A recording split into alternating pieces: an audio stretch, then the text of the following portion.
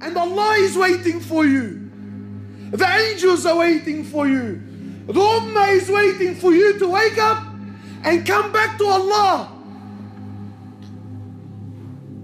Wake up and start worshipping Allah once more. And if you're worshipping, then take this arrogance out of your heart. We have so much work to do. If we just believed in ourselves, wallahi, for you, Allah will move mountains.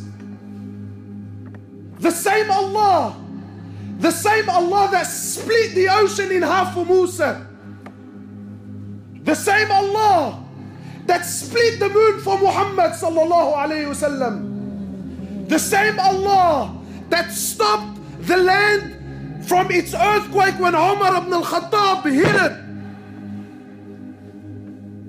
the same Allah that gave life to the dead for Isa alayhi salatu wassalam,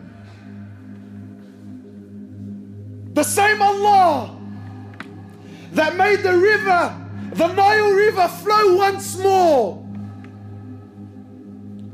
is the same Allah that's waiting for your next dua.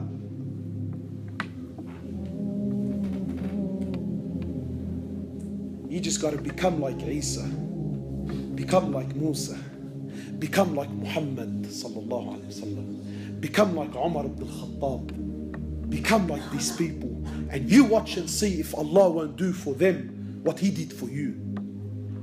If Allah won't do for you what He did for them.